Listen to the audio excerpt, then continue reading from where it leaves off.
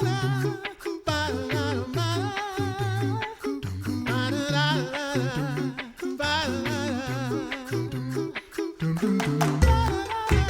listening to The Coffee Hour. I'm Andy Bates. I'm Sarah Gulseth. Thanks to Concordia University, Wisconsin for supporting The Coffee Hour. Find out more about Concordia University, Wisconsin at cuw.edu. Live uncommon. We have a great story to share with you about an organization that reaches out to neighbors right here in the St. Louis area. You've heard us share about them before as well. Christian Friends of New Americans, and we have some great friends in studio today. Joining us today, the Reverend Dr. Stanish Stanley, his Executive Director of Christian Friends of New Americans. Welcome. Thank you, sir. Thanks for having me. The Reverend Dr. Allan Buckman, Chairperson for Christian Friends of New Americans. Dr. Buckman, welcome. Good to be here. Thank you. And a friend you might recognize, familiar voice, Reverend Dr. Matthew Harrison, President of the Lutheran Church Missouri Synod. Good morning. Always a pleasure. So we'll start with you, Dr. Buckman. You are familiar with the early beginnings of Christian Friends of New Americans, or as we call it around here, CFNA. Where did the idea for CFNA begin? It really generated at the time of the Bosnian influx of refugees. That was around late 90s and early part of the 2000s. If you had a reach for a date, I think 2000 would probably be a good one. It was coming to the attention of several people in Synod, at least here in St. Louis, that all these refugees were here and not too much was being done in a deliberate way to reach out to them. My wife, Carol, was instrumental in getting together with a few others. There were a couple of meetings at the seminary to discuss it, and it eventuated into an effort that took its formation at the Messiah Lutheran Church in the form of where there were some new Americans gathered already in the form of a dinner initially. They were all invited to it. This is an ethnic community that had migrated in from southern Nigeria. And on the registration form, they put their name, address, and then one more question, and that was, what do you need the most? And so there were maybe 60 people there, something like that. Yeah, it was a pretty good turnout. And after it was all over, we took a look at it. And the thing that showed up the most in that, what you need the most, was at that time computers or computer instruction. So a classroom was set up in the basement of Messiah Lutheran Church, and there were probably around 20 or so that would come to that pretty regularly. And that was the initial step in the formation of CFNA. It rolled forward from there. So what were those early years like? What did the mission really look like at that point? Well, it was discovery. It still is, of course. But it was trying to identify, first of all, an ethnic community with whom we could link among all of these refugees that were here. And then secondly, to try to establish a link that could carry us into the community. And by God's grace, we were able to do that. So we didn't know precisely who that would be, but eventually as efforts rolled forward, it became clear. And it sort of spread from there to a few other ethnic communities as well. One of the early ones was the refugees from Liberia and Sierra Leone. Reverend Dr. John Loom, who has recently passed away to be with our Lord, was a part of that. And he was instrumental in recruiting others from that community into the CFNA network. And by that time, we had moved down to our current location, and we're offering one of the first things was the after-school tutoring program, which connected immediately. We had, I think we used to do it once a week to start with, and we were quickly overrun. We would have 60 to 70 students in there some nights and maybe about 10 volunteers. You just couldn't handle it. So it had to be reset and reshaped, but that was maybe a first step. And from there, it just kind of went forward to East Africans, and especially Eritrea and Ethiopia. And then the Nepali people started to show up, and there's a big response among the Nepali people that's with us until now. It's continued forward now to the Afghan refugees that have come in this year. A lot of connections have been made with them. And so and the refugees from Congo would be another part of that. So as I mentioned, it's been discovery. St. Louis has really been a welcoming city for many refugees. What's unique about St. Louis that we get to receive so many refugees? I'm not sure, precisely. This is all handled initially by the United Nations. They basically run these refugee camps globally. Wherever you've got an area of conflict, you're going to have a refugee camp, and there are a lot of them. And they run the resettlement program through the various governments. And they, in turn, the government agents will determine which in their country will get what. And so St. Louis is recognized, has been part of this for quite a long time. And the kind of unique factor about St. Louis is that one agency brings in everything here. It's the International Institute. And in other cities, you have 2 or 3 or 4 maybe, but not here. So we have also working on a relationship with that agency so we can have a pretty good idea of what's going to be coming up. What are some of the relationships that have formed over the years with all of this work with refugees? You mentioned so many different programs and things that have been happening. What are those relationships that CFNA has been able to build? Well, there have been varieties of relationships. I think that maybe the one that impacts the heaviest are relationships that have been established between these groups of refugees and LCMS congregations. And that's the one that matters most for us because we have a very basic model: draw, bridge home, draw the refugees into the CFNA network, bridge them from no understanding to some level of understanding and maybe some level of commitment, but mostly some initial relationship, and then move that relationship over to the congregation. In the last 12 to 14 years, there have been between 250 and 300 baptisms and confirmations among these refugee communities that we have, people from these refugee communities we've just referenced, into about 5 or maybe 6 LCMS congregations in South City. And if I may take it just one step further, this is very deliberate. And we're not just another social service agency. We have a destination for everyone, and that's the church. And that's the place for spiritual nurture, of course. But there's another key factor in here that people miss sometimes, and that is that, in our view, the congregation is the best reservoir of social capital you can find. If they can become part of that, the network from that congregation takes them right into the neighborhood and the community, and it really does facilitate their stay here. And the congregations in the St. Louis area that have really connected and partnered with CFNA to be welcoming and to connect with these families, the immigrants and refugees, to welcome them into their congregations and connect them to the Word. Yeah. Right. It's yes, beautiful. There was. Yeah, we were blessed that way because those congregations were led by pastors with mission vision, and they were committed to discovery too. We didn't have all the answers. We just felt that we had our hands on an opportunity, and that was good enough for them, and so we just worked together. Pastor Stan, tell us about how you and your family got connected with Christian Friends of New Americans and why it was important to you. Well, it was important for me, and also the reason why I got connected was in simple one word: it's history. So I come from India, and the mission history of the LCMS is what runs in my DNA too, because my people became Christians or Lutherans because of the LCMS mission from 1895 onwards till 1956. And so I'm a son of a Lutheran pastor. We were in Mumbai, which is on the west side of India. The LCMS mission was on the southern part of India, but my father was a pastor in a diaspora congregation there. And so we always grew up. I never met any LCMS missionary all my whole life, but I heard a lot about it from my parents who grew up in the LCMS mission in Trivandrum. And so naturally, becoming a LCMS pastor, a IELC Lutheran pastor myself, and coming to St. Louis Concordia Seminary for my graduate school, the mission history just continued within me when I heard about something like CFNA. So Christian Friends of New Americans, I was introduced through a seminarian friend, and he brought me to an after-school tutoring class. And I had seen Dr. Buckman when I was a child, in maybe a young boy in Mumbai. He had come down as area secretary or something like that. And he and Dr. Now, if I remember right, they were the first big American missionaries that I ever saw through a window, in fact, at that time as a young boy. And so mission history, why it was important for me was I was becoming part of something connecting to that mission history when I got involved with CFNA. So it just, continued from there on, and I was offered the after-school tutoring job in 2013 at CFNA by Dr. Buckman, and that's how I then started continuing there. And I used to engage with a lot of Nepali people who speak the language just like other Indian people, Hindi. And so that just took me on a journey forward, and that became very important for me as a family of Lutherans from India to have that mission history continued here in the United States. I became a part of the LCMS mission history. That's what I felt. And so it just continued from there on, and ever since I've been at CFNA.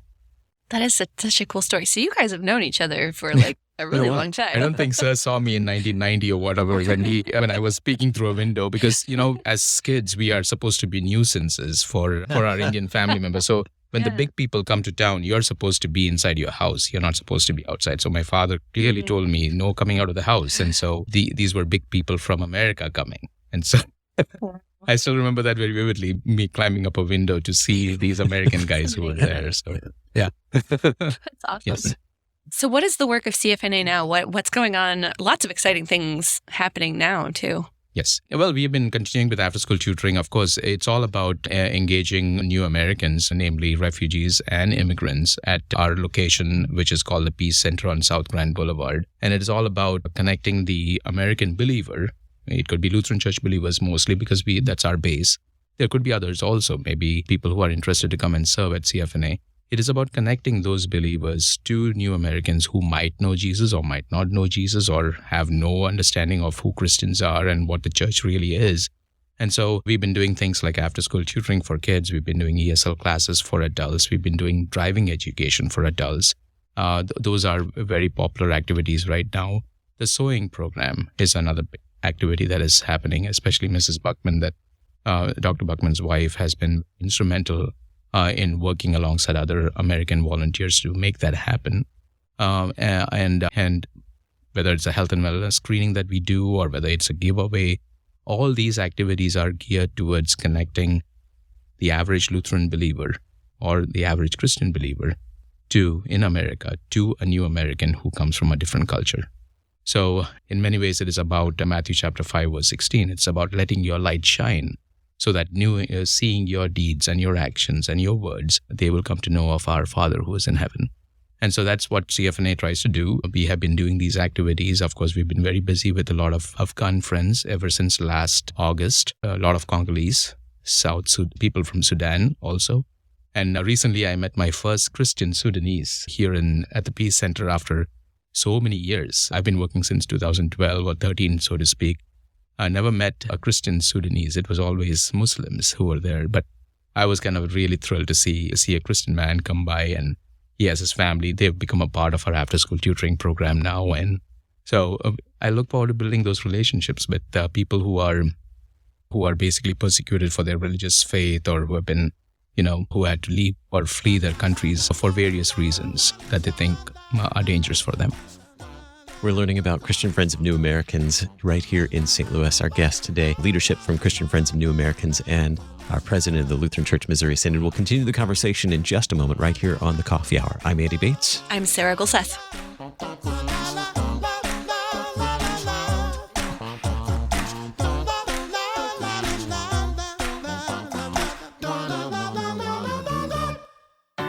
At Concordia University, Wisconsin, we believe you were created for a reason: to use your God-given gifts to help others, to live a life of self-sacrifice in a me-first world, to live a life that's uncommon.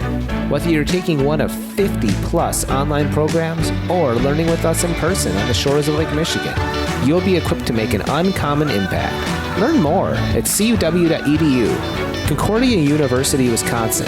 Live uncommon.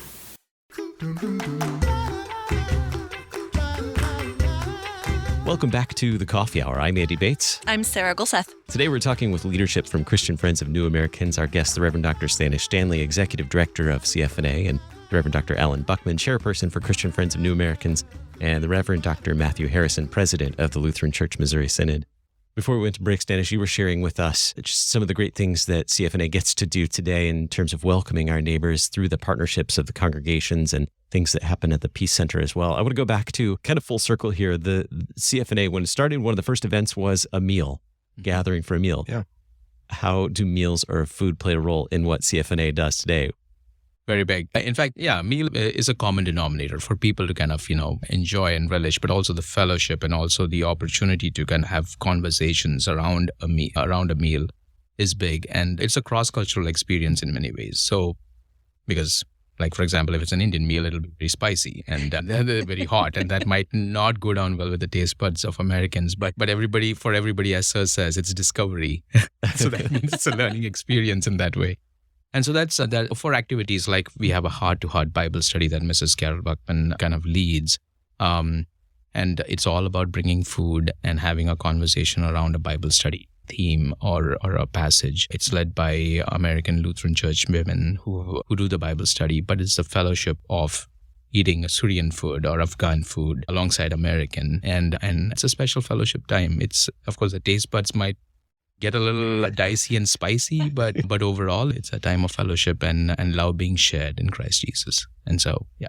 You've shared so many ways that people have been blessed by this work. Do you have some stories of people who that you can share with us about really the impact that this has made on specific people or families?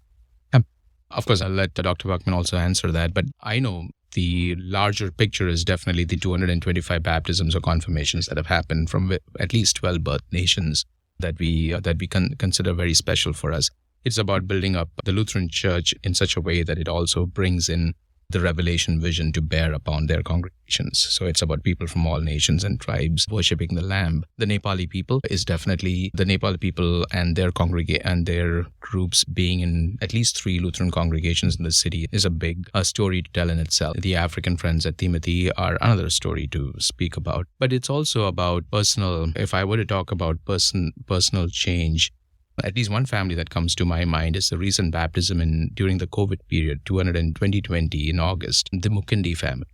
They just came to a health and wellness screening, maybe 2016-17, if I remember right. And it was just one of the Ascension Lutheran Church volunteers who was driving them, who asked the question, "Hey, do you go to church somewhere?"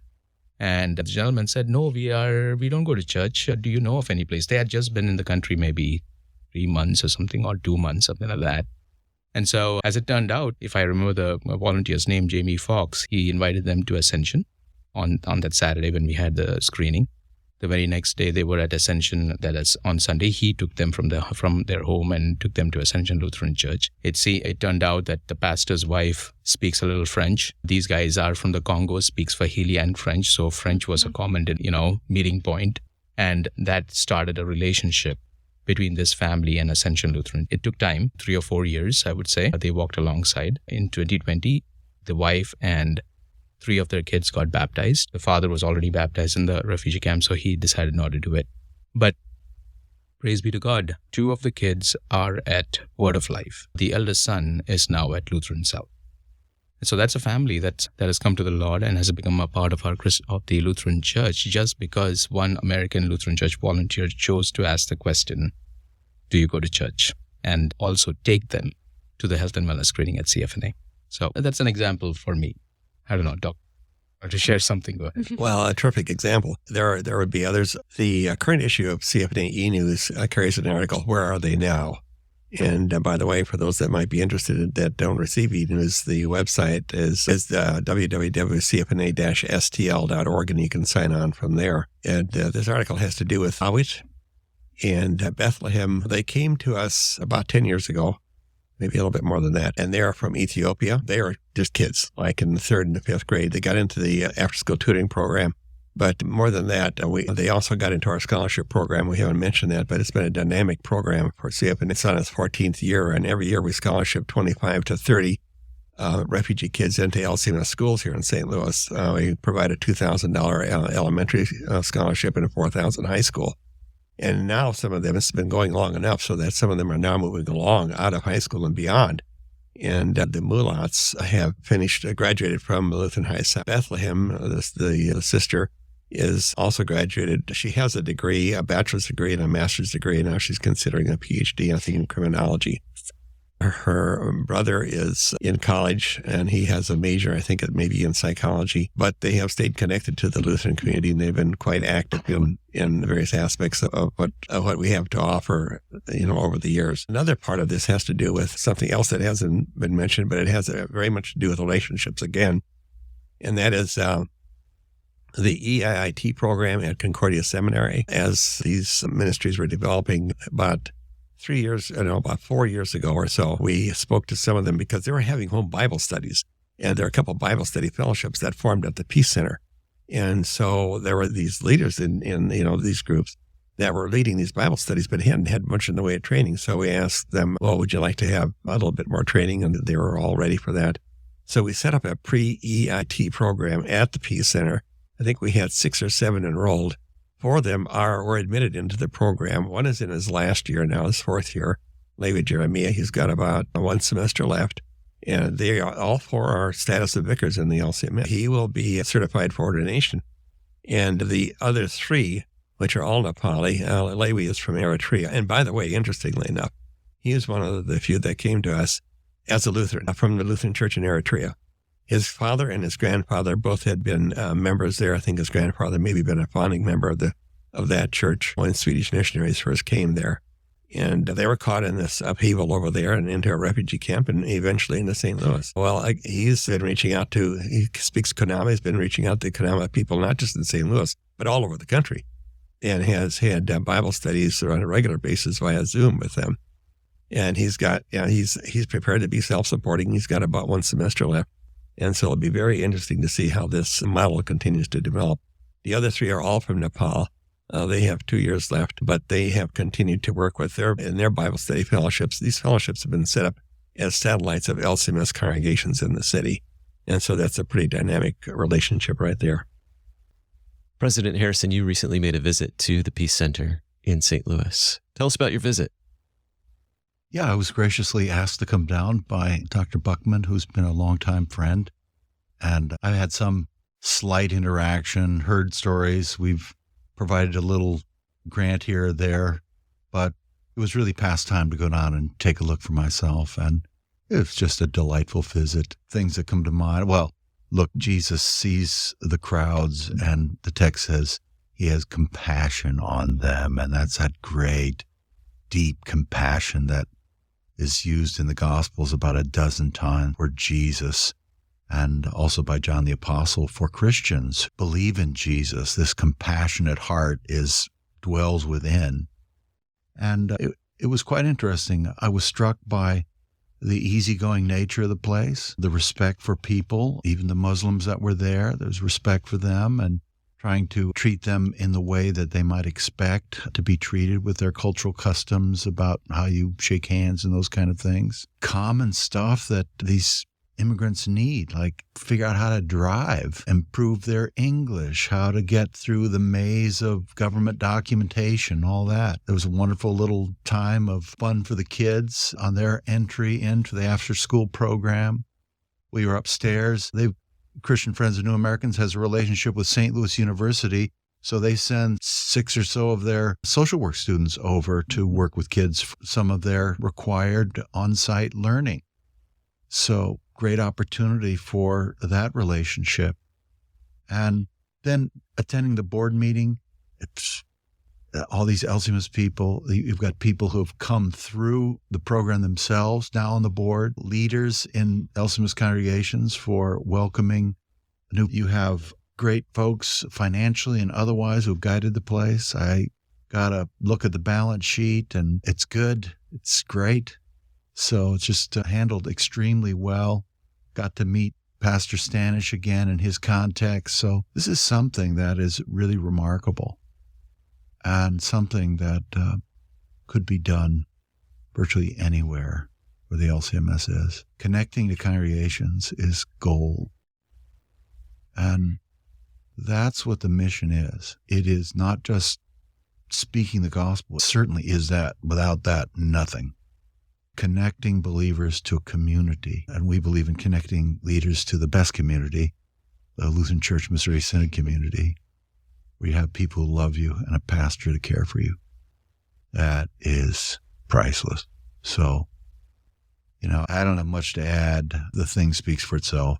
And so I'm just proud to be somewhere associated with these guys and ladies who carry on this thing. It's extraordinary. Why is mercy work like this important today in our cultural context, in our society context? Why is this work so important? It's thoroughly New Testament Christianity all the way. Paul's great collection for Jerusalem. But, I think it's especially important in this political kind of powder keg we live in with such animus and the controversy over the southern border and those kind of things, and illegal or undocumented. There are two kingdoms here. We operate in the kingdom of the left, and we may have views about the safety of the nation and laws that should be. We also operate in the kingdom of the right, and the church, Jesus says, who is my neighbor? And the answer is the guy that's in trouble next to you. In this case, we're dealing overwhelmingly with refugees who have come in legally through government programs because they're in terrible shape in their country. So the gospel belongs to all people.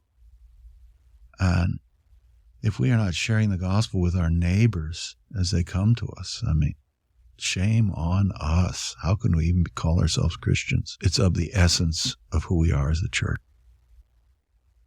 How can we learn more about CFNA and opportunities to partner with Christian Friends of New Americans?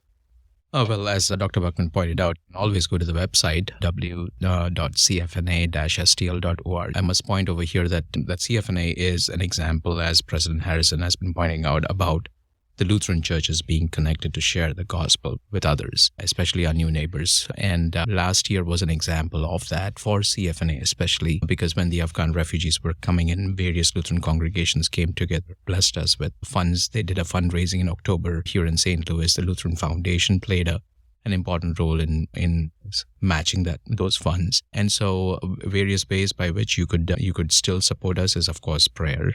That would be great. We want to witness to our new neighbors. You could start a ESL class in your church if you want, or a sewing circle for women. That is possible, a way for churches to be involved and reach out to their new neighbors.